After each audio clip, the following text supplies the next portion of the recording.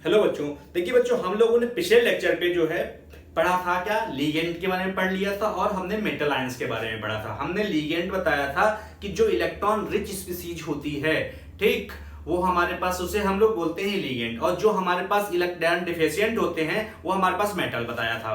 ठीक, तो इसका मतलब हमने मेटल के बारे में पढ़ लिया था और हमने लीगेंड के बारे में पढ़ लिया था। ठीक, और हमने कोऑर्डिनेशन कंपाउंड और डबल सॉल्ट में हमने क्या डिफरेंस पढ़ लिया था। तो आज हम सबसे पहले स्टार्ट करने वाले हैं क्या कि कोऑर्डिनेशन कंपाउंड की डेफिनेशन क्या होती है। ठीक, तो मैं यहाँ एक एग्जांपल लेके बताता हूँ। देखिए क्या है, देखिए अगर मेरे पास ये मेटल है तो मुझे पता है इस मेटल के पास क्या होंगे, वैकेंट ऑर्बिटल होंगे, और ये मेरे पास लीगेंड है। ठीक, तो अगर ये लीगेंड आए और इस मेटल से जुड़ जाए आके, तो जैसे अगर मैं मान लूं ये मेरे पास लीगेंड है, ठीक, तो ये लीगेंड आया इस तरीके से और इस वाले क्या होगा, इस वाले से क्या होगा, आके जुड़ गया आके। लेकिन ये जो बॉन्ड बने ये कोऑर्डिनेट बॉन्ड होना चाहिए, मतलब ये लीगेंड है और ये मेटल है, इसके पास एक्सेस ऑफ इलेक्ट्रॉन है, तो जैसे ये आए और इससे कोऑर्डिनेट हो जाए, क्योंकि इसके पास एक्सेस ऑफ इलेक्ट्रॉन है, इसके पास क्या बैकएंड ऑर्बिटल है, तो ये आके इससे क्या कनेक्ट हो जाए, लेकिन ये बॉन्ड कौन सा हो, कोऑर्डिनेट बॉन्ड हो। तो अगर हमारे पास क्या है कि अगर लीगेंड जो होते हैं इलेक्ट्रॉन रिच स्पीसीज, जो क्या करे, मेटल से कनेक्टेड हो जाए, किसके थ्रू, हमारे पास कोऑर्डिनेट बॉन्ड के थ्रू,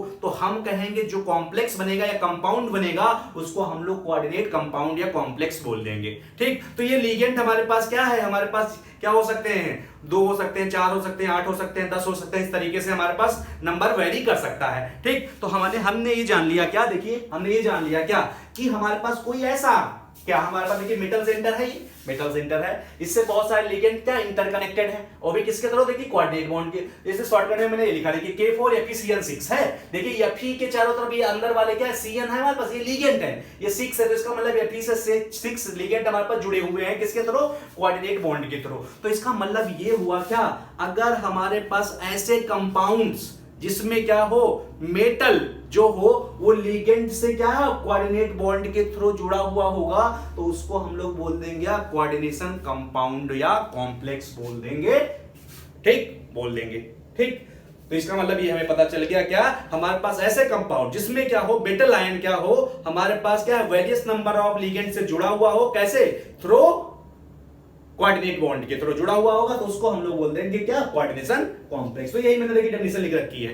ठीक, अब देखिए आगे आ जाए, जैसे अब एग्जांपल देखिए, एग्जांपल हमारे पास क्या है, कंपटीशन में खूब पूछे जाते हैं एग्जांपल्स। जैसे क्या है, नेचुरल अकरिंग, मतलब कि नेचुरली हमारे पास देखा जाए कोऑर्डिनेशन कॉम्प्लेक्स, देखिए कौन से, जैसे क्लोरोफिल है हमारे पास, हीमोग्लोबिन है और विटामिन B12 है। ठीक, तो ये हमारे पास सब क्या है, ये कोऑर्डिनेशन कॉम्प्लेक्स है। और क्वेश्चन पूछा जाता है कि अगर क्लोरोफिल है तो उसमें सेंट्रल मेटल आइटम कौन होता है, तो मैग्नीशियम 2+ होता है। ऑक्सीडेशन नंबर बहुत कंसंट्रेट कीजिएगा, आइटम हमारे पास क्या, वहां पे आयन होता है 2+। ठीक, ऐसे अगर हमसे पूछा जाए हीमोग्लोबिन में, ठीक, आयरन होता है और उसकी ऑक्सीडेशन नंबर 2, ऐसे हमारे पास क्या, विटामिन B12 में हमारे पास क्या होता है, CO2+। ठीक, तो इसका मतलब ये हमें पता चल गया क्या, हमारे पास कि इस तरीके से होते हैं।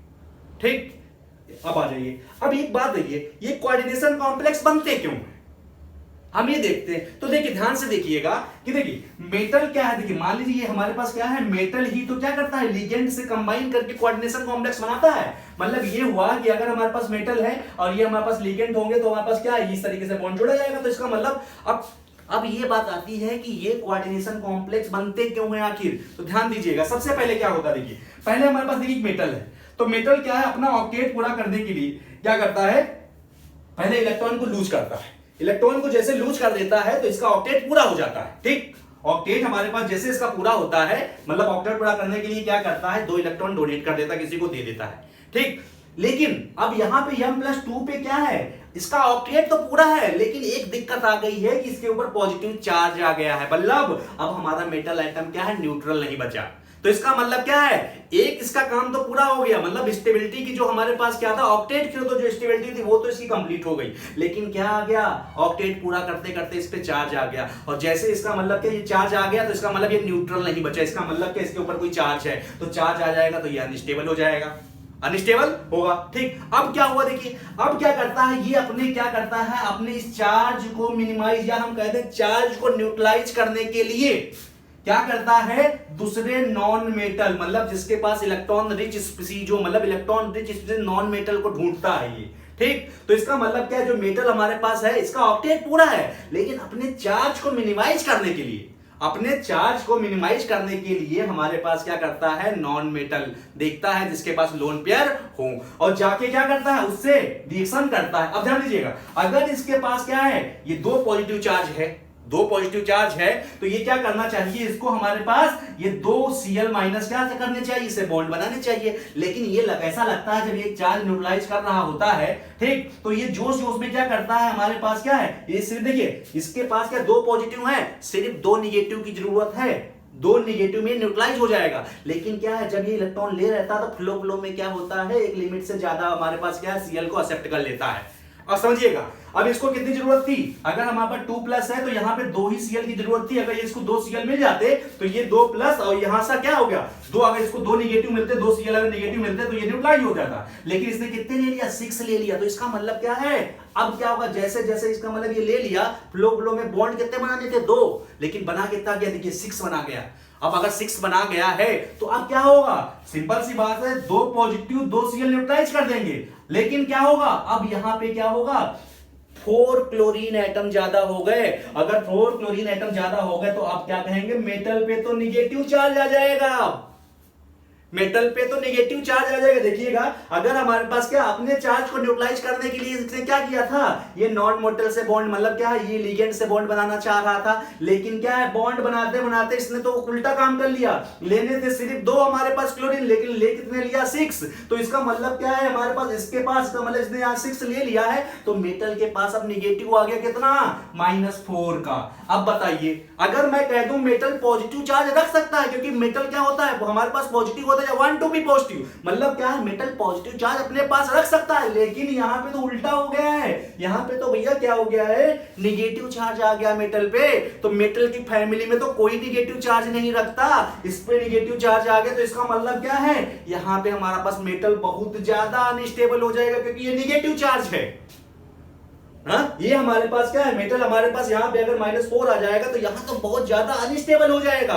तो इसका मतलब ये हुआ क्या, इस वाले कॉम्प्लेक्स में क्या है, ये हमारे पास क्या है, मेटल पे अगर -4 ऑक्सीडेशन मतलब -4 ऑक्सीडेशन आ गई तो बहुत ज्यादा अनस्टेबल हो जाएगा, क्योंकि हमारे पास मेटल कभी निगेटिव चार्ज नहीं रख सकता, कभी भी नहीं रख सकता।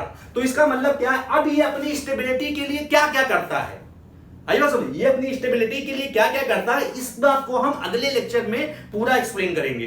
ठीक, ये सामने क्या सिर्फ स्टेबिलिटी से रिलेटेड हम अगले लेक्चर ये पूरा बनाएंगे कि ये हमारे पास अनस्टेबल क्यों हो गया, ये तो पता है अनस्टेबल, तो ये स्टेबिलिटी के लिए क्या करता है, तो एक हमारे पास वहां इलेक्ट्रॉन न्यूट्रलिटी प्रिंसिपल है, ठीक, तो उसको लगा के हम सारी चीजें बताएंगे कि कोऑर्डिनेशन कॉम्प्लेक्स क्यों बनते हैं और अपने आप को कैसे स्टेबलाइज करते हैं। ठीक, ये हुआ। अब देखिए, अब हम लोग कुछ बेसिक टर्म जान लेते हैं इसके बारे में। देखिए, अगर हमारे पास कोई कोऑर्डिनेशन कॉम्प्लेक्स है, ठीक, तो समझिएगा, कोऑर्डिनेशन कॉम्प्लेक्स में हमारे पास कुछ इस तरीके से शो ऑफ किया जाता है इसको। देखिए, अब देखिए, ये हमारे पास देखिए जो स्क्वायर लगा हुआ है, ठीक, स्क्वायर ब्रैकेट के जो बाहर हमारे पास होते हैं, अगर हमारे पास कोई एटम आयन क्या हो, स्क्वायर ब्रैकेट से बाहर हो, ये देखिए यहाँ पे क्या, देखिए इसके आगे देखिए कितने लगे, पोटेशियम फूल लगे, इस वाले में देखिए यहाँ पे सल्फेट पीछे की तरफ लगे। तो इसका मतलब क्या, अगर हमारे पास क्या है, इस स्क्वायर ब्रैकेट के बाहर क्या है, जो कुछ भी लगा होता है उसको काउंटर आयन कहते हैं। आई बात समझ में? तो इसका मतलब कोऑर्डिनेशन कॉम्प्लेक्स के अगर बाहर कुछ भी है तो हम उसको बोलेंगे काउंटर आयन। ठीक, फिर देखिए, अब हम इसके बाद चलते हैं। देखिए, अगर जैसे हम इसके बाद हमारे पास ये जो स्क्वायर लगा है हमारे पास, देखिए जो स्क्वायर में हमारे पास अंदर स्पेस बंद है, तो हम उसको क्या बोलते हैं, देखिए हम इसको बोलते हैं कोऑर्डिनेशन हमारे पास स्फीयर या एंटिटी। मतलब क्या, देखिए ये हमारे पास स्क्वायर लगा हुआ है, ये बंद है पूरा, तो इसका मतलब जो स्क्वायर हमारे पास ये पूरा का पूरा है, तो हम इसको बोलेंगे कोऑर्डिनेशन स्फीयर या कोऑर्डिनेशन एंटिटी। जो हमारे पास ब्रैकेट लगा हुआ है उसको कोऑर्डिनेशन स्फीयर या हमारे पास कोऑर्डिनेशन एंटिटी। फिर अगली बात देखिए, फिर अगला पॉइंट हमारे पास आता है, देखिए इसके अंदर ध्यान दीजिए, यहाँ पे देखिए ये हमारे पास Cn लिगेंड है, जैसे यहाँ पे देखिए अमोनिया हमारे पास लिगेंड है अंदर, तो इसका मतलब कोऑर्डिनेशन कॉम्प्लेक्स के अंदर, मतलब ये स्फीयर के अंदर जो हमारे पास ये देखिए 6 है, ये 4 है, ठीक, तो इसका मतलब क्या है, ये Cn और NH3 ये लिगेंड है, मतलब ये बेस है। ठीक, दूसरा देखिए, अब इनका लिगेंड का कितना नंबर है, 6, यहाँ पे कितना 4, तो इसका मतलब यहाँ पे जितने नंबर होते हैं लिगेंड के उसी को बोलते हैं कोऑर्डिनेशन नंबर। तो जैसे यहाँ पे देखिए Cn कितना है, 6 है, तो हम कहेंगे कोऑर्डिनेशन नंबर कितना हो गया हमारे पास, 6 हो गया। ऐसे देखिए यहाँ पे 4 है, तो यहाँ पे कोऑर्डिनेशन नंबर कितना हो गया हमारे पास, 4 हो गया। अब देखिए इसी के अंदर हमारे पास क्या है, Fe लगा, तो ये तो हमें पता है सेंट्रल मेटल होता है। ठीक, सेंट्रल मेटल होता है। तो इसका मतलब हमें ये पता चल गया कि कोऑर्डिनेशन कॉम्प्लेक्स या कंपाउंड में जो हमारे पास आउटसाइड है क्या है, कोऑर्डिनेशन स्फीयर के क्या है, बाहर जो चीजें होती हैं उसको काउंटर आयन कहते हैं। ठीक, अंदर हम देखते हैं, अंदर हमारे पास दो चीजें होती हैं क्या, एक हमारे पास मेटल आयन होता है सेंट्रल, और उसके बगल में हमारे पास क्या है, नंबर ऑफ लिगेंड्स जुड़े होते हैं। और कितने लिगेंड्स जुड़े हुए हैं, अगर 6 हैं तो वो कोऑर्डिनेशन नंबर हमारे पास हो जाएगा। ठीक, यहाँ 4 है तो उसका कोऑर्डिनेशन नंबर 4 हो जाएगा। ठीक, तो ये तो हमारे पास बेसिक चीजें हैं। अब अगला थोड़ा पॉइंट पढ़ते हैं। देखिए अब हम लोग ये जान लेते हैं कोऑर्डिनेशन कॉम्प्लेक्स की डेफिनेशन तो हमने पढ़ ली। ठीक, अब कोऑर्डिनेशन कॉम्प्लेक्स कितने टाइप के होते हैं, ऑन द बेसिस ऑफ हमारे पास क्या बहुत सारे क्लासिफिकेशन है, तो हम ये जान लेते हैं कोऑर्डिनेशन कॉम्प्लेक्स। देखिए अगर हमारे पास क्या है, देखिए कोऑर्डिनेशन कॉम्प्लेक्स है कंपाउंड ये टाइप। ठीक, टाइप तो सबसे पहले पॉइंट आते हैं कि लिगेंड के हिसाब से ध्यान दीजिए, अगर मेरे पास क्या है कोई कोऑर्डिनेशन कॉम्प्लेक्स है तो मैं देखूंगा उसमें कितने टाइप के लिगेंड हैं। समझिएगा, देखिए यहां पे मेरे पास कोऑर्डिनेशन कंपाउंड को मैंने दो टाइप में डिवाइड कर दिया, एक होमोलैप्टिक और एक हेटेरोलैप्टिक। होमोलैप्टिक और हेटेरोलैप्टिक। देखिए होमोलैप्टिक का मतलब है सेम, होमोलैप्टिक का मतलब सेम है, और हमारे पास होमो का मतलब सेम और लैप्टिक का मतलब लिगेंड। अगर हमारे पास कोई कोऑर्डिनेशन कंपाउंड या कॉम्प्लेक्स है, अगर उसके अंदर सिर्फ एक ही टाइप के लिगेंड हैं, एक ही टाइप के लिगेंड है, तो मैं उसको होमोलैप्टिक कॉम्प्लेक्स बोल दूंगा। जैसे देखिए यहाँ पे या PCN6, देखिए अंदर वाले क्या है, हमें बाहर नहीं देखना है, अंदर की तरफ देखना, जो लिगेंड है हमारे पास CN6 है। ठीक, ऐसे देखिए CO4, जैसे मैंने यहाँ निकाला, देखिए या PCN6 का लिगेंड हमारे पास 6 है, लेकिन 6 सारे के सारे CN ही तो है 6। ऐसे वाले में देखिए अमोनिया कितने, अमोनिया के 4 हैं। तो इसका मतलब क्या है, अगर कोऑर्डिनेशन कॉम्प्लेक्स के अंदर हमारे पास जितने भी लिगेंड हो सेम टाइप के हैं, ठीक सेम टाइप के होते हैं, तो ऐसे कॉम्प्लेक्स को हम लोग होमोलैप्टिक बोलते हैं। और इसके अपोजिट हेटेरो का मतलब डिफरेंट और हमारे पास लैप्टिक का मतलब लिगेंड। इसका मतलब क्या, एक अगर हमारे पास ऐसा कोई कॉम्प्लेक्स जिसमें क्या लिगेंड क्या हो, एक से ज्यादा टाइप के हों, ठीक, तो देखिए हमारे पास तो उसको हेटेरोलैप्टिक। जैसे देखिए यहाँ पे K4 तो बाहर, इसको हमें क्या देखना है, इस स्क्वायर ब्रैकेट के अंदर देखिए, इसमें देखिए 2 Br है और ये हमारे पास 4 Cl है, तो देखिए 2 टाइप के हो गए, क्लोरीन हो गया, ब्रोमीन, तो इसका मतलब 2 टाइप के हो गए। ऐसे इस वाले में देखिए लेने के लिए अमोनिया है देखिए, और ये CO है, ठीक, और ये तो मेटल है। तो इसका मतलब क्या है, अगर हमारे पास सिंगल टाइप का अंदर क्या है लिगेंड है, एक ही टाइप के, तो होमोलैप्टिक। अगर एक से ज्यादा टाइप के हैं तो ऐसे कॉम्प्लेक्स को बोलते हैं हेटेरोलैप्टिक कॉम्प्लेक्स हम बोल देते हैं। ठीक, अब हम दूसरा क्लासिफिकेशन पढ़ लेते हैं। क्लासिफिकेशन देखिए क्या है, देखिए दूसरा क्लासिफिकेशन अगर कोऑर्डिनेशन कंपाउंड का हम देखें तो हमारे पास हमारे पास क्या है, number of metal atom. Second देखिए, सेकंड क्लासिफिकेशन हमारे पास क्या है, हमारे पास क्या है, on the basis of number of metal atom. Number of metal atom के हिसाब से अगर देखा जाए, नंबर ऑफ मेटल एटम के हिसाब से देखा जाए, के हिसाब से देखिए कोऑर्डिनेशन कॉम्प्लेक्स 2 टाइप के होते हैं। देखिए कोऑर्डिनेशन कॉम्प्लेक्स हमारे पास 2 टाइप के होते हैं, कौन कौन से, देखिए एक हमारे पास होता है होमोन्यूक्लियर कोऑर्डिनेशन कॉम्प्लेक्सेस, एक होता है हेटेरोन्यूक्लियर, समझिएगा, हेटेरोन्यूक्लियर कोऑर्डिनेशन कॉम्प्लेक्सेस, ये दूसरा टाइप है। देखिए होमोन्यूक्लियर में क्या है, अगर हमारे पास ऐसा कोई कोऑर्डिनेशन कॉम्प्लेक्स जिसके अंदर सिर्फ और सिर्फ एक ही मेटल आयन हो, आई बात समझ में, तो इसका मतलब ये क्या होंगे, इसका मतलब क्या होगा, हमारे पास क्या है कोऑर्डिनेशन कॉम्प्लेक्सेस, इसका मतलब क्या, हमारे पास those coordination complexes which have only one metal atom, आई बात समझ में। तो ऐसे कोऑर्डिनेशन कॉम्प्लेक्स को हम होमोन्यूक्लियर कह देते हैं। जैसे एग्जांपल में देखिएगा क्या, इसमें जितने भी देखिए हमने पिछले लिए थे, यहाँ पे देखिए एक ही तो मेटल है, सब जगह एक ही मेटल है, तो इसका मतलब एग्जांपल में जैसे देखिए क्या हो गया, जैसे हमारे पास क्या है K4 या PCN6, ध्यान दीजिएगा, हम बाहर वाले मेटल को काउंट नहीं करेंगे, हम सिर्फ ये जो कोऑर्डिनेशन स्फीयर है, ये ब्रैकेट लगा, इसके अंदर देखेंगे, अंदर ध्यान देना, यहाँ पे अंदर देखिएगा, यहाँ पे एक ही मेटल है, हम बाहर वाले को कंसीडर नहीं करते हैं। ठीक, तो इसका मतलब अंदर कितने मेटल हैं, अगर अंदर एक मेटल है तो हम उसको बोल देंगे क्या, ये हमारे पास होमोन्यूक्लियर कोऑर्डिनेशन कॉम्प्लेक्स है। दूसरा देख लीजिए, जैसे अगर मैं कह दूंगा कि देखिए NiCO4 देखिए ये देखिए इसमें एक ही टाइप का है। ठीक, दूसरा और मेरे पास देखिए हमारे पास क्या है, जैसे मान लो देखो ZnCl4 2-, तो इसका मतलब इस वाले में देखिए अंदर एक ही तो मेटल है, तो इसका मतलब अगर हमारे पास कोऑर्डिनेशन कॉम्प्लेक्स में अंदर एक ही, मतलब कोऑर्डिनेशन स्फीयर के अंदर एक ही मेटल है, तो हम उसको क्या बोल देंगे, हमारे पास ये हमारे पास क्या है, हमारे पास होमोन्यूक्लियर। अब क्या हो, अगर हमारे पास क्या हो, एक से ज्यादा हो तो उसको हेटेरोन्यूक्लियर बोल देते हैं। तो इसका मतलब क्या है, देखिए those coordination complex which have more than one metal atom या आयन, तो उसको हम लोग बोल देंगे हेटेरोन्यूक्लियर। जैसे एग्जांपल में देखिए, अगर हमारे पास क्या है, देखो मान लेते हैं मेरे पास कोबाल्ट है ऐसे, ठीक, कोबाल्ट है, यहाँ पे मैंने एक ईन, एक हमारे पास लिगेंड होता है, मैं आगे बताऊंगा, ठीक, यहाँ पे NH2 ऐसे जुड़ा हुआ है, ये हमारे पास क्या OH ऐसे जुड़ा हुआ है, ऐसे हमारे पास देखिए CO हो गया, ये ऐसे हो गया, और ईन का होल टॉयज हो गया, ये देखिए यहाँ पे देखिए, ये ब्रैकेट बंद कर दिया, यहाँ बाहर सल्फेट लिख दिया का होल टॉयज, मतलब देखिए, तो इसका मतलब ये हुआ, देखिए इसमें दो हैं, CO है और यहाँ पे देखिए CO है, तो इसका मतलब क्या हुआ, अगर हमारे पास कोऑर्डिनेशन कॉम्प्लेक्स के अंदर कोऑर्डिनेशन कॉम्प्लेक्स है, अगर हम इसके अंदर देखें, अगर एक से ज्यादा क्या हो जाए, मेटल हो जाए, तो हम कहेंगे ये हेटेरोन्यूक्लियर कोऑर्डिनेशन कॉम्प्लेक्स है, ठीक, तो इसका मतलब ये तो हमें पता चल गया, ठीक, ये होगा। अब देखिए थर्ड क्लासिफिकेशन, ये तो हमारे पास सेकंड क्लासिफिकेशन था, अगर हम थर्ड क्लासिफिकेशन देखें तो देखिए थर्ड क्लासिफिकेशन में अगर हम देखें, देखिए क्या है थर्ड, देखिए थर्ड क्लासिफिकेशन देख लेते हैं, देखिए थर्ड क्लासिफिकेशन क्या है, on the basis of charge के हिसाब से देख लेंगे, on the basis of charge, on the basis of charge के हिसाब से देख लें। तो देखिए चार्ज पढ़ने से पहले हम थोड़ा देख लेते हैं, क्या देखिए, चार्ज पढ़ने से पहले हम थोड़ा देख लेते हैं क्या कॉम्प्लेक्स आयन क्या होते हैं, आई बात समझ में, कॉम्प्लेक्स आयन। तो देखिए ध्यान दीजिए कॉम्प्लेक्स आयन क्या होता है, ध्यान दीजिएगा, कॉम्प्लेक्स आयन पिछले लेक्चर में मैंने शायद बताया था कॉम्प्लेक्स आयन के बारे में। देखिए जैसे मेरे पास क्या है, देखिए मान लीजिए K4 Fe6 था, K4 Fe6 था, ये था, तो मैंने कहा जब मैं इसको क्या आयोनाइज करवाऊंगा, जब आयोनाइज करवाऊंगा तो मैंने कहा था कि जो स्क्वायर ब्रैकेट के बाहर वाले हमारे पास आयन होते हैं वो टूट जाते हैं, तो देखिए ये ऐसे आएगा 4K+, ये अब देखिए ये वाला यहाँ पे तो 1 ही है, तो 1 इसके ऊपर चला जाएगा और ये 4 इसके ऊपर चला जाएगा, तो ये मेरे पास आएगा Fe6 का होल 4, ये -4।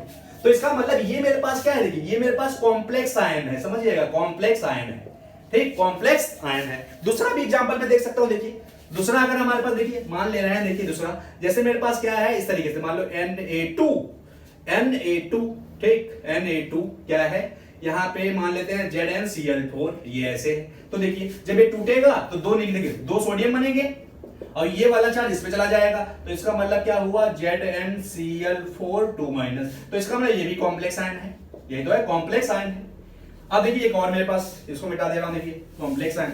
अब देखिए मान लीजिए मेरे पास क्या है, ये कुछ ऐसे, ध्यान दीजिएगा कि कॉपर, ये NH3 का होल 4 और ये सल्फेट आ गया, ठीक। अब ध्यान दीजिएगा सल्फेट जब टूटता तो सल्फेट पे नेगेटिव चार्ज आता है, समझिएगा, जब ये टूटेगा तो सल्फेट पे नेगेटिव कितना आता है, SO4 2-, ये तो आता है, तो इसका मतलब इसमें अगर ये टूटेगा तो इसमें 2-, तो इसमें 2+ नहीं जाएगा, तो इसका मतलब ये आ जाएगा CuNH3 का होल, हमारे पास क्या हो जाएगा, देखिए क्या, होल 4 और ये आ जाएगा पॉजिटिवली चार्ज, कितना पॉजिटिव चार्ज आएगा, 2 पॉजिटिव चार्ज आएगा, क्योंकि सल्फेट पे -2 होता तो इससे +2 आएगा, तो इसका मतलब क्या है, ये भी कॉम्प्लेक्स आयन है, ठीक। तो इसका मतलब ये हमारे पास सारे कॉम्प्लेक्स आयन है, तो हमें ये पता चल गया कॉम्प्लेक्स आयन या तो पॉजिटिव हो सकता है या तो निगेटिव हो सकता है, क्यों, ये तो हमारे पास पता चला कि कॉम्प्लेक्स आयन, देखिए कॉम्प्लेक्स आयन हमारे पास क्या होगा, या तो पॉजिटिव होगा या तो निगेटिव हो जाएगा। तो अगर हमें कॉम्प्लेक्स इसकी डेफिनेशन लिखनी है, देखिए कॉम्प्लेक्स आयन की डेफिनेशन अगर लिखनी है तो देखिए कैसे, हम क्या कहेंगे डेफिनेशन में, देखिए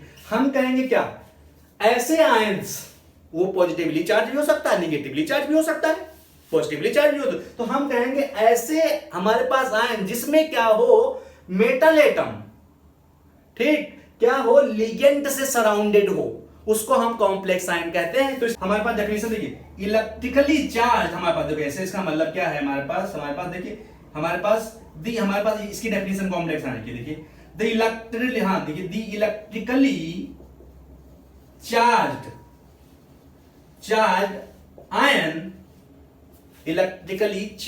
ion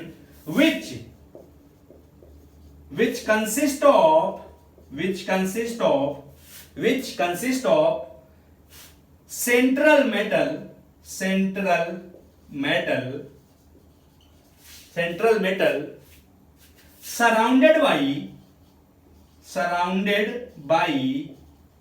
surrounded by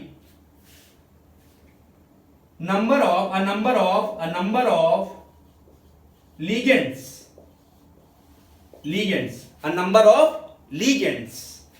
of ligands, ठीक। थ्रो क्या, थ्रो हमारे पास कोऑर्डिनेट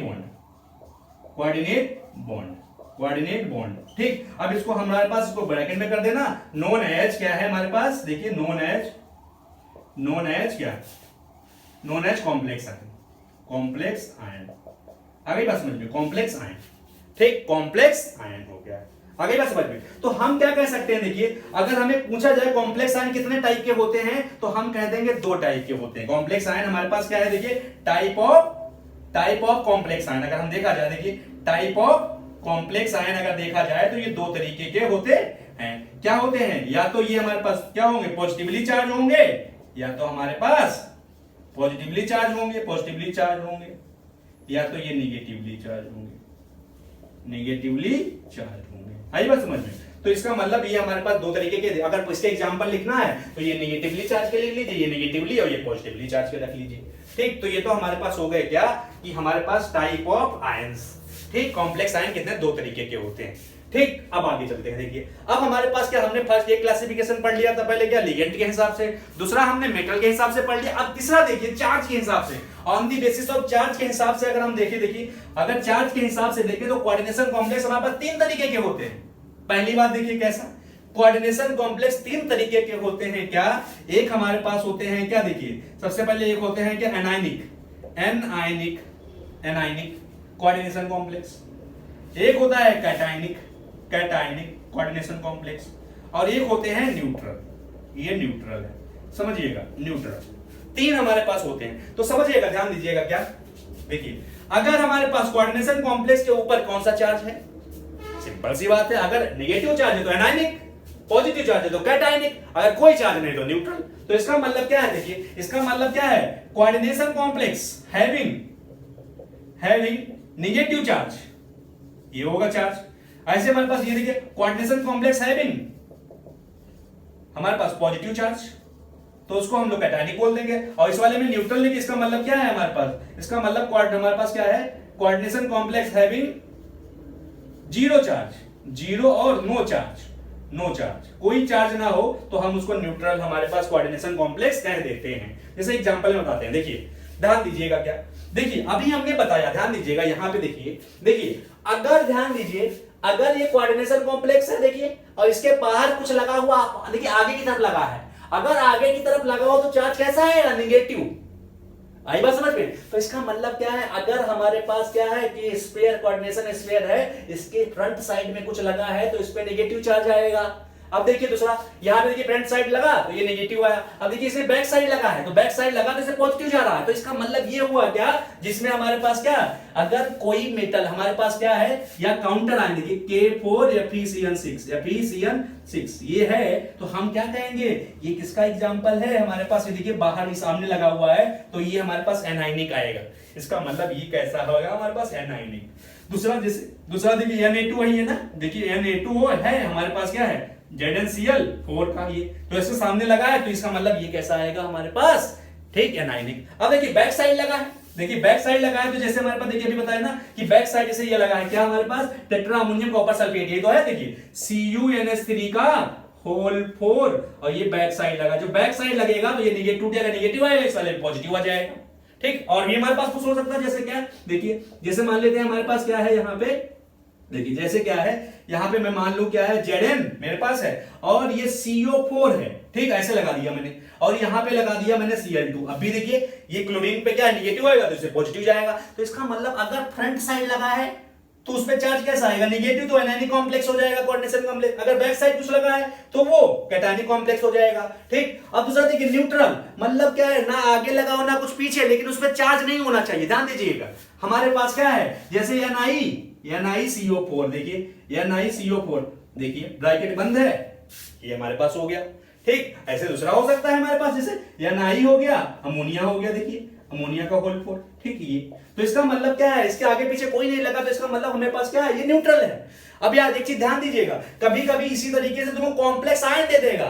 कॉम्प्लेक्स आयन अगर दे दिया, जैसे हमारे पास क्या, तो अगर जैसे हमसे पूछा बताओ ये किस तरीके का कोऑर्डिनेशन कॉम्प्लेक्स है, जैसे देखिए, जैसे अगर कह दिया क्या हमारे पास Fe, मैंने मान लीजिए Mn है, ले लीजिए Mn हमारे पास Cl4 है, और ध्यान दीजिएगा यहाँ पे ऐसा लगा दिया माइनस, ऐसे मान लो हमारे पास माइनस लगा दिया।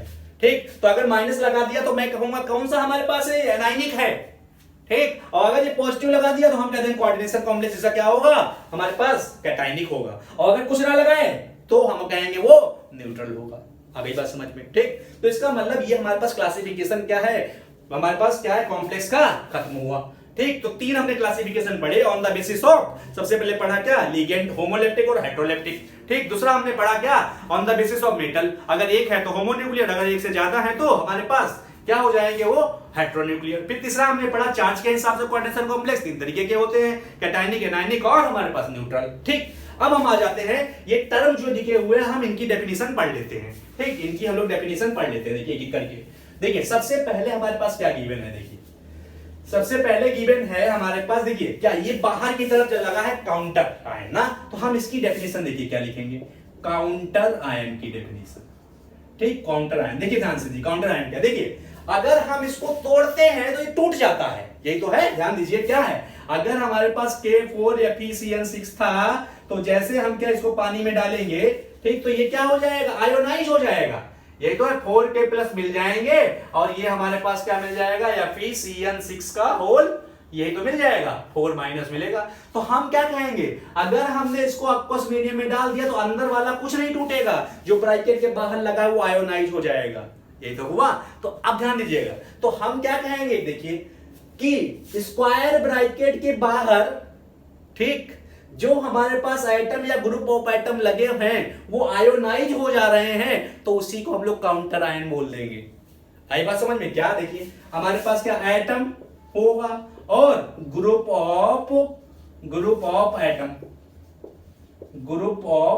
Group of atom. ठीक, हम यहां पे आगे एक टर्म बढ़ा दे रहे हैं, आयोनाइजेबल। ठीक, इसका मतलब क्या, आयोनाइजेबल, मतलब जो आयोनाइज हो जाए, आयोनाइजेबल एटम और ग्रुप ऑफ एटम। ठीक, और आयन, क्या, आयोनाइजेबल एटम और ग्रुप ऑफ एटम और आयन, हमारे पास ग्रुप ऑफ एटम और ions which is present outside the square bracket। आगे का समझ में, तो इसका मतलब स्क्वायर ब्रैकेट के जो बाहर है हमारे पास एटम हो, देखिए ये एटम के है था, एक है एक एटम, इस वाले में देखिए हमने सल्फेट लिखा था दूसरे, तो हमारे पास अभी देखिए जैसे ये लिखा था मैंने, क्या हमारे पास ये NH3 का होल 4 ये था और ये मेरे पास बाहर सल्फेट था, तो देखिए ये ग्रुप ऑफ एटम है ना, तो इसको मैं जब कर दिया तो ये भी काउंटर आयन है, तो इसका मतलब क्या हुआ, ये CuNH3 का होल 4 और ये मेरे पास क्या हुआ 2 प्लस आ गया और सल्फेट 2 माइनस, तो इसका मतलब क्या है, इसको मैं बोल दूंगा क्या, ये मेरे पास काउंटर आयन है। ठीक, तो इसका मतलब क्या है, स्क्वायर ब्रैकेट के बाहर जो हमारे पास एटम या ग्रुप ऑफ एटम प्रेजेंट होते हैं, जैसे हम इसको aqueous मीडियम में डालते हैं तो वो आयोनाइज हो जाते हैं, मतलब टूट जाते हैं, तो उन्हीं को हम लोग काउंटर आयन बोलते हैं जो बाहर प्रेजेंट हैं। ठीक, ये तो ये हुआ। ठीक, अब दूसरा देखते हैं, देखिए दूसरा हमारे पास आता है, देखिए हमारे पास देखिए सेंट्रल मेटल एटम और आयन के बारे में तो हम पिछली बार बात कर चुके हैं। ठीक, पहली बात। अब देखिए अब आया हमारे पास लीगेंड, तो लीगेंड की डेफिनेशन भी हमने देख चुका था, मेटल के बगल में हमने लीगेंड जुड़ा, तो हमने कल बताया था, क्या लीगेंड बताया था, हमने बताया था एटम, आयन और molecule which have excess of electron and can donate at least 1 electron pair to the central metal atom is known as ligand, बताया था कल। ठीक, अब आ जाए कोऑर्डिनेशन, ध्यान दीजिए, अब यहां में जो ये वाला ब्रैकेट लगा है, ये वाला ब्रैकेट समझिएगा, इस ब्रैकेट को हम लोग बोल रहे हैं क्या, देखिए कोऑर्डिनेशन स्पेयर या कोऑर्डिनेशन एंटिटी। तो इसकी डेफिनेशन देखिए क्या मैं इसकी डेफिनेशन लिख रहा हूं, क्या देखिए हमारे पास इसकी कोऑर्डिनेशन स्पेयर या कोऑर्डिनेशन एंटिटी, तो हम क्या कहेंगे, देखिए क्या है, सेंट्रल मेटल एटम और आयन, ये तो सेंट्रल मेटल आ गया, ये सेंट्रल मेटल एटम है और ये लीगेंड है, तो इसका मतलब क्या है, हमारे पास सेंट्रल मेटल एटम और लीगेंड्स एक ब्रैकेट में, एक स्क्वायर ब्रैकेट में बंद होते हैं और उसी को हम लोग बोल देते हैं कोऑर्डिनेशन स्फीयर। यही तो है पूरा, ये हमारे पास पूरा हो गया, ये आई बात समझ में। तो इसका मतलब क्या हुआ, डेफिनेशन देखिएगा क्या हमारे पास इसकी, ठीक, क्या है हमारे पास, क्या है देखिए, सेंट्रल मेटल एटम और आयन, सेंट्रल मेटल एटम और आयन एंड लीगेंड्स किसमें हो, हमारे पास बंद किसमें हो, स्क्वायर ब्रैकेट में, तो इसका मतलब इनक्लोज है, तो इसका मतलब सेंट्रल मेटल एटम और आयन, ठीक, and ligands enclosed enclosed in a square bracket,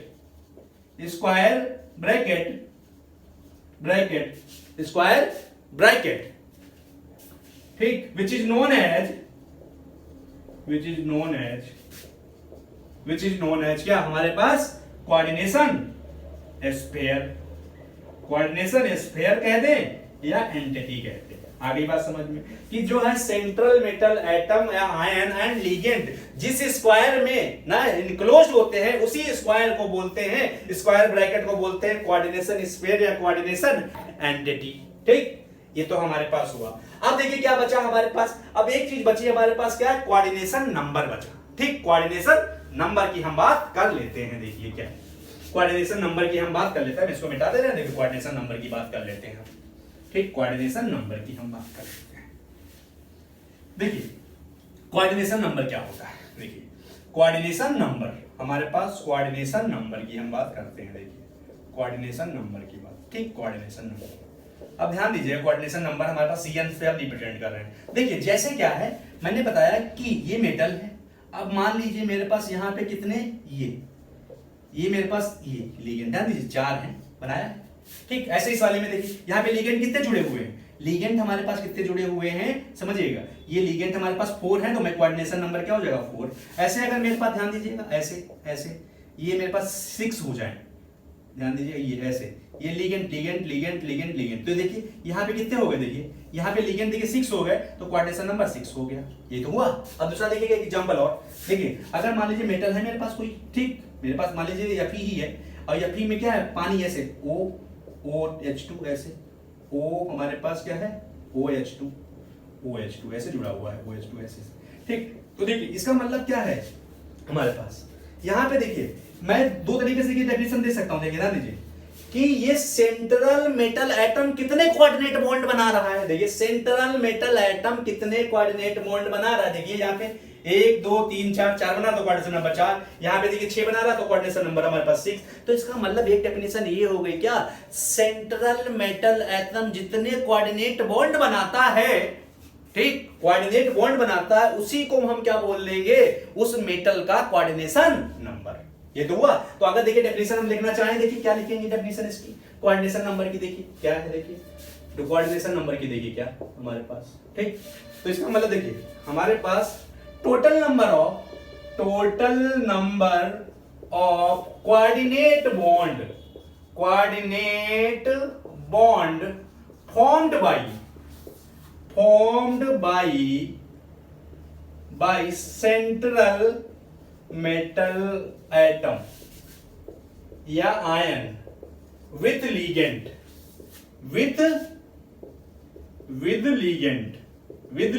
के साथ में इन coordination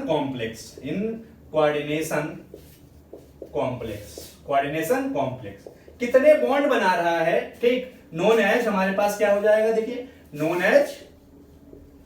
as coordination number of metal होगा, कोऑर्डिनेशन नंबर ऑफ मेटल। ध्यान दीजिए इसका मतलब ये हो गया एक डेफिनेशन।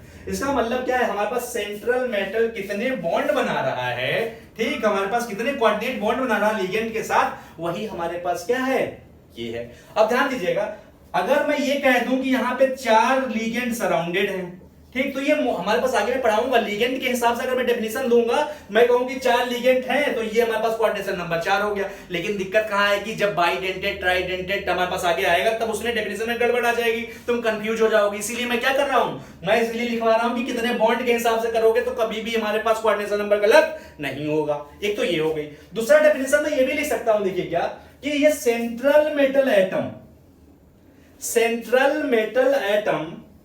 ठीक, सेंट्रल मेटल एटम क्या कर रहा है, लिगेंड के कितने एटम से जुड़ा हुआ है। ये तो है हमारे पास, क्या है हमारे पास, देखिए हमारे पास ये लिगेंड है, तो इसका मतलब हमारे पास क्या, हम कह देंगे क्या, कि ये सेंट्रल मेटल एटम, ठीक, सेंट्रल मेटल एटम हमारे पास लिगेंड के कितने एटम से जुड़ा है। तो देखिए यहां पे कितने एटम से जुड़ा, 1 2 3 4, तो हम कोऑर्डिनेशन नंबर 4 कह देंगे ऐसे इसमें। तो इसका मतलब हम इस डेफिनेशन ऐसे भी सकते हैं क्या, सेंट्रल मेटल एटम लिगेंड के कितने हमारे पास बॉन्ड से जुड़ा हुआ है, हमारे पास ठीक, तो उसको भी हम लोग बोल देंगे कोऑर्डिनेशन नंबर। तो देखिए डेफिनेशन हम इसको ऐसे भी लिख सकते हैं। देखिए डेफिनेशन क्या, देखिए क्या, देखिए टोटल, ध्यान दीजिएगा, total number of atom of ligand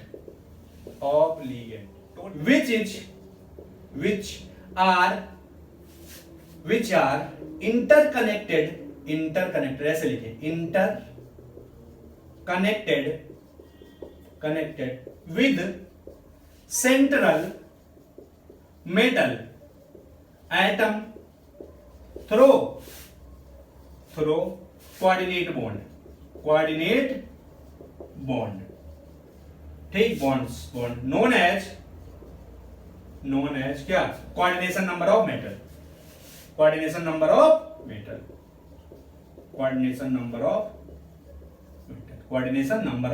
ये हो गया नंबर ऑफ मेटल, समझिएगा, ये हमारे पास हो गया, ये तो कोऑर्डिनेशन नंबर हो गया। ठीक, कि भैया अगर हमारे पास मेटल है तो कितने बॉन्ड बना रहा है, या उसके चारों तरफ हमारे पास जो एटम अटैच है वो कितने बॉन्ड हमारे पास बना रहे हैं। आई बस दोस्तों हम लोग बोल देंगे कोऑर्डिनेशन नंबर। जैसे देखिए इसका कोऑर्डिनेशन नंबर क्या हो गया 4। जैसे मैं एग्जांपल में बता देता हूं, ध्यान दीजिएगा, क्या एग्जांपल में बता दे रहा हूं। जैसे देखिए क्या, जैसे मुझसे कोई कह दे, ध्यान दीजिएगा, क्या एग्जांपल में देखिए, जैसे मुझसे कोई कहते बताओ ये PCN6 है मेरे पास, CN6 में इसका कोऑर्डिनेशन नंबर कितना है, तो मैं कहूंगा 6 लिगेंड है तो कोऑर्डिनेशन नंबर 6 हो गया। ऐसे देखिए दूसरा, अगर मैं कहूं तो मेरे पास क्या है, ZnCl4 है, ठीक, यहाँ पे 2 माइनस, तो इसका कोऑर्डिनेशन नंबर कितना है, देखिए 4 हो गया ऐसे, ठीक, तो ये 4 बॉन्ड बना रहा होगा। लेकिन ध्यान दीजिएगा क्या, अगर मैं ऐसे पूछूं, ध्यान दीजिएगा कि मेरे पास आ गया Fe है और इन का होल ट्वाइस है, ये ध्यान दीजिएगा, और ये 2+ आ गया, तो याद रखिएगा एक इन 2 बॉन्ड बनाता है। मैं आगे बताऊंगा डिटेल से, अभी आई बात समझ में, बस यहाँ पे हल्का देखिए, एक इन यहाँ पे क्या बनाता है, 2 बॉन्ड बनाता है, तो 3 ही देखिए, 3 इन कितने बना लेंगे, 6, यही तो हुआ, एक इन 2 बॉन्ड बनाता है, तो 3 इन हमारे पास देखिए, अगर मैं लिगेंड के हिसाब से करता तो यहाँ गलत हो जाता ना, तुम क्या कर दिया, 3 लिगेंड तो 3 है, तो यहाँ पे क्या है कोऑर्डिनेशन नंबर, तो 3, और इसका कोऑर्डिनेशन नंबर 3 नहीं होता, इसका कोऑर्डिनेशन नंबर होता 6। आई बात समझ, क्योंकि एक इन 2 बॉन्ड बनाता है, तो 3 इन कितने बनाएंगे, 6, तो आगे मैं इसको डिस्कस करूंगा। तो ये तो हमारे पास कोऑर्डिनेशन नंबर से रिलेटेड चीजें हो गई। ठीक, अब हमारे पास क्या है, देखिए अब हमारे पास आ जाए कोऑर्डिनेशन, ठीक, कॉम्प्लेक्स की हमारे पास इसका जियोमेट्री क्या है। ठीक, कोऑर्डिनेशन नंबर हमारे पास क्या, जियोमेट्री, तो इसका मतलब ध्यान दीजिएगा, हमारे पास अगला है क्या, हमारे पास जियोमेट्री ऑफ कोऑर्डिनेशन कॉम्प्लेक्स, या हम इसको कहते हैं क्या, हमारे पास कोऑर्डिनेशन कॉम्प्लेक्स पॉलीहेड्रॉन, ठीक, देखिए ध्यान से, अब ध्यान दीजिए क्या, कि हमारे पास इसका मतलब उसका शेप कैसा है, वो बात इसकी कर रहा है कि हमारे पास जो कोऑर्डिनेशन कॉम्प्लेक्स है उसका शेप कैसे आएगा। तो हम क्या करेंगे, देखिए मेटल के चारों तरफ लिगेंड किस तरीके से जुड़े हुए हैं वही डिसाइड करते हैं कोऑर्डिनेशन कॉम्प्लेक्स का शेप कैसा होगा। आगे बात समझ में, तो हम क्या कह रहे हैं, देखिए इसका मतलब अगर मुझसे कोई पूछे, बताइए कि भैया बताइए, ये मेरे पास ध्यान दीजिए, ऐसे अगर मेरे पास है ये ऐसे जुड़ा हुआ है, तो मैं कहूंगा टेट्राहेड्रल है, ऐसे तो कहूंगा टेट्राहेड्रल है ये, ठीक है ऐसे। तो अब देखिए ध्यान से, तो इसका मतलब क्या है, ये क्या होता है एक्चुअल में, देखिए स्पेशियल अरेंजमेंट स्पेशियल मतलब उसके चारों, spatial arrangement of ligands around metal atom और ion, ठीक, decide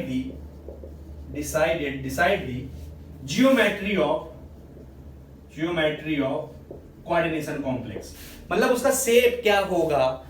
ठीक, तो कौन डिफाइन करता है कि उसके चारों तरफ जो लिगेंड हैं वो किस तरीके से अरेंज हैं। तो मैं यहां थोड़ा देखिए, थोड़ा डिस्कस कर लेता हूं, ध्यान दीजिएगा क्या, अब ध्यान दीजिएगा, मान लीजिए मेरे पास क्या है, ध्यान दीजिए पहला एग्जांपल, ध्यान दीजिए पहला, देखिए क्या, अगर मेरे पास लिगेंड 4 हैं तो समझिएगा, तो इसका मतलब लिगेंड अगर 4 सराउंडेड हैं तो इसका कोऑर्डिनेशन नंबर कितना हो गया, 4। तो इसका मतलब क्या है, मेटल के चारों तरफ कितने हमारे पास लिगेंड है, 4। तो ध्यान दीजिए 4 अगर है तो 4, अगर ये मेटल है देखिए, तो अगर मेरे पास 4 है तो मैं इसको ऐसे अरेंज कर सकता हूं, देखिए 1 बॉन्ड 2 बॉन्ड 3 बॉन्ड और ये मेरे पास 4 बॉन्ड। इस तरीके से अगर जुड़ा है और मैंने जब यहाँ पे बॉन्ड एंगल देखा तो 109 डिग्री 28 मिनट का आया। तो इसका मतलब क्या हुआ, अगर हमारे पास 4 बॉन्ड है और चारों के बीच में बॉन्ड एंगल क्या है 109 डिग्री 28 मिनट है, तो मैं इसको बोलता हूं टेट्राहेड्रल। तो इसका मतलब अगर हमारे पास क्या है, अगर 4 लिगेंड जुड़े हैं, कोऑर्डिनेशन नंबर उसका 4 है, तो मैं कहूंगा उसका स्ट्रक्चर टेट्राहेड्रल हो सकता है। एक और पॉसिबल है, क्या पता वो ऐसा हो, ये देखिए ऐसे, ये अगर लिगेंड लिगेंड लिगेंड देखिए ये लिगेंड इस तरीके से अगर ऐसा है तो देखिए ये क्या है, ध्यान दीजिए। अब इसके बीच में बॉन्ड एंगल देखोगे तो 90 डिग्री आएगा, मतलब 90 डिग्री। तो अगर हमारे पास कुछ ऐसा हो रहा है तो मैं कहूंगा ये स्क्वायर प्लेनर हो सकता है। मतलब यहां से दो चीजें निकल रही हैं। अगर कोऑर्डिनेशन नंबर कॉम्प्लेक्स हमारे पास कैसा है, हमारे पास जब कोऑर्डिनेशन नंबर अगर कॉम्प्लेक्स का 4 है तो उसका स्ट्रक्चर या तो हमारे पास कैसा हो सकता है, टेट्राहेड्रल हो सकता है, या तो स्क्वायर प्लेनर हो सकता है। ठीक, दूसरा देखो, अगर मेरे पास इसमें एक पॉसिबिलिटी और है। अब देखिए, अगर मेरे पास कोऑर्डिनेशन कॉम्प्लेक्स कोऑर्डिनेशन नंबर 5 हुआ, कोऑर्डिनेशन नंबर अगर 5 हुआ तो देखिए इसका स्ट्रक्चर दो तरीके से हो सकता है। क्या, देखिए क्या करूं मैं, 3 बॉन्ड 1 2 3 बॉन्ड प्लेन में बना दूं, ऐसे देखिए 3 बॉन्ड प्लेन में बना दिया, और एक बॉन्ड इसके ऊपर बना दूं जस्ट, और एक इसके नीचे बना दूं। 3 बॉन्ड प्लेन में है तो देखिए 3 बॉन्ड प्लेन है तो मेरे पास ये देखिए स्ट्रक्चर सारा पड़ा है मेरे पास यहाँ पे। देखिए क्या है ये, हाँ देखिए देखिए यहां पे देखिएगा, ध्यान दीजिएगा, ये मेरे पास पड़ा हुआ है, ये देखिए ध्यान दीजिएगा, ये ध्यान दीजिएगा, देखिए ये 3 बॉन्ड, ध्यान दीजिए, देखिए 1 2 3 ये एक ही प्लेन में है, एक अबोव द प्लेन है, एक बिलो द प्लेन है। ये ट्राइगोनल बाइपिरामिडल का स्ट्रक्चर है। देखिए 1 2 3, ये देखिए ये वाले बॉन्ड, 1 बॉन्ड 2 बॉन्ड 3 बॉन्ड, ये 3 बॉन्ड प्लेन में है, एक अबोव द प्लेन है, एक बिलो द प्लेन है। तो समझिएगा, तो इसका मतलब क्या है, मैं 3 बॉन्ड प्लेन में रख रहा हूं, ठीक, और एक जैसे इसके ऊपर रख रहा हूं तो मैं इसको ऐसे बनाऊंगा, ये एक नीचे बना दूंगा। तो इसका मतलब ये देखिए ट्राइगोनल बाइपिरामिडल। तो इसका मतलब क्या है, मैं कह सकता हूं या तो मेरे पास क्या होगा, टीबीपी हो जाएगा, मतलब ट्राइगोनल बाइपिरामिडल पिरामिडल हो जाएगा। ठीक, या तो देखिए अगर मेरे पास कोऑर्डिनेशन नंबर 5 मतलब 5 बॉन्ड बने हैं तो 5 ऐसे बन सकते हैं, ये मैंने ऐसे डॉटेड मिलाया है, आई बात समझ में। तो बॉन्ड हमारे पास ये लिगेंड जुड़ा है, ये लिगेंड जुड़ा है, ये लिगेंड 3, ये जुड़ा हुआ। अब देखिए दूसरा, अब देखिए क्या पता ऐसा भी हो सकता है कि मेरे पास क्या हो 1 2 3 4, अब देखिए स्क्वायर बन गया है, देखिए स्क्वायर बन गया है, ये स्क्वायर बन गया ऐसे। ठीक, अब एक मैं इसको ऐसे लगा दूं, ध्यान दीजिए, ये ऐसे लगा दूं तो ये पिरामिड बन जाएगा, लग रहा है ऐसे, देखिए पिरामिड बन जाएगा। तो मैं कहूंगा स्क्वायर पिरामिडल है, तो इसका मतलब स्क्वायर पिरामिडल। आ गई बात समझ में। तो इसका मतलब अगर मेरे पास कोऑर्डिनेशन नंबर 5 है 5 है तो इसका स्ट्रक्चर दो पॉसिबिलिटी है, या तो वो ट्राइगोनल बाइपिरामिड, ट्राइगोनल एक ऊपर वाला पिरामिड एक नीचे वाला, फिर 2 पिरामिड। इस वाले में देखिए एक ऑप्शन ये है स्क्वायर बन जाए और एक ऊपर पिरामिड बन जाए तो 5 बॉन्ड हो जाएंगे। देखिए लिगेंड लिगेंड लिगेंड, ये लिगेंड 5 लिगेंड हो गए। ठीक, अब एक देखिए एक और हमारे पास क्या, कोऑर्डिनेशन नंबर अगर हमारे पास 6 हो जाए, कोऑर्डिनेशन नंबर अगर हमारे पास 6 हो जाए तो देखिए क्या होगा। देखिए कोऑर्डिनेशन नंबर अगर 6 हुआ, ठीक, तो मतलब बॉन्ड 6 हो गए। अगर हमारे पास 6 हो गए तो हम क्या करेंगे भैया, देखिए एक बॉन्ड ऊपर बनाएंगे एक नीचे बनाएंगे, दो हम एक ऊपर बॉन्ड बनाया एक नीचे बनाया, कितने प्लेन में बनाएंगे 4 बॉन्ड बनाएंगे प्लेन में। देखिए क्या, देखिए मेटल हो गया 1 2 3 4 भाई, देखिए ये प्लेन में हो गए चारों बॉन्ड, ये लिगेंड है, ये लिगेंड। अब देखो ध्यान से, एक है ऊपर बना दूंगा ऐसे, एक ब्लैक बोर्ड के नीचे बना दूं, ऊपर मैं क्या ऐसे बनाऊंगा, ये ऊपर है और ये नीचे है ऐसे।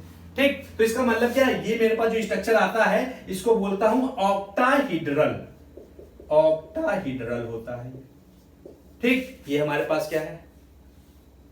ठीक, अब तीसरा देखिए, अब एक और इसमें पॉसिबिलिटी, क्या पता ये स्ट्रक्चर 6 है हमारे पास, या तो ट्राइगोनल ये हो सकता है, क्या नाम, कोऑर्डिनेशन नंबर ये इतना है तो हमारे पास क्या ऑक्टाहीड्रल हो सकता है, या एक पॉसिबिलिटी और है, क्या पता ऐसा हो। देखिए मेरे पास ये देखिए 1 मेरे पास 2 3 ऐसे, 1 2 3, ये लिगेंड ये लिगेंड ये लिगेंड ये लिगेंड ऐसे हो सकता है। इसको मैं ऐसे मिला दूं, देखिए है ये ऐसे, ये लिगेंड ये बना लिया डैश, ये ऐसे,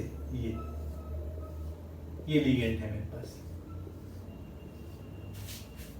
ठीक, तो इसको हम लोग बोलते हैं ट्राइगोनल प्रिज्मेटिक। देखिए क्या बोलते हैं, ट्राइगोनल प्रिज्मेटिक, प्रिज्मेटिक बोलते हैं स्ट्रक्चर।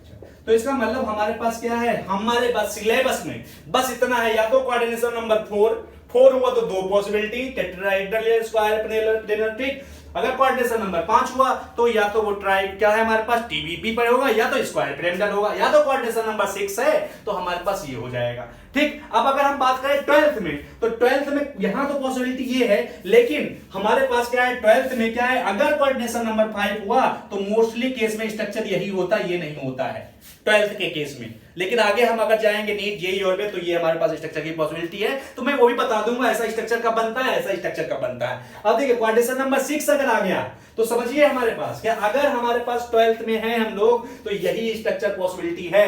अगर हमारे पास आगे की अगर हम देखेंगे जेईई और नीट में, तभी ये हमारे पास स्ट्रक्चर पॉसिबल है। ठीक, तो हम इसकी भी कंडीशन बनाएंगे कब बनता है कब नहीं बनता है ये। ठीक, तो ये हम डिटेल में डिस्कस करेंगे। ठीक, डिटेल में डिस्कस करेंगे हम इसके बारे में। तो इस लेक्चर के लिए इतना ही। अगले लेक्चर में हम क्या डिस्कस करेंगे कि कोऑर्डिनेशन कॉम्प्लेक्स बना, ठीक, तो कैसे बना, उसकी हमारे पास स्टेबिलिटी कैसे गेन होती है, ठीक, और कोऑर्डिनेशन कॉम्प्लेक्स बनते क्यों हैं। ठीक, ये हम अगले लेक्चर में डिस्कस करेंगे। तो आज के लेक्चर के लिए बस इतना ही। Thank you.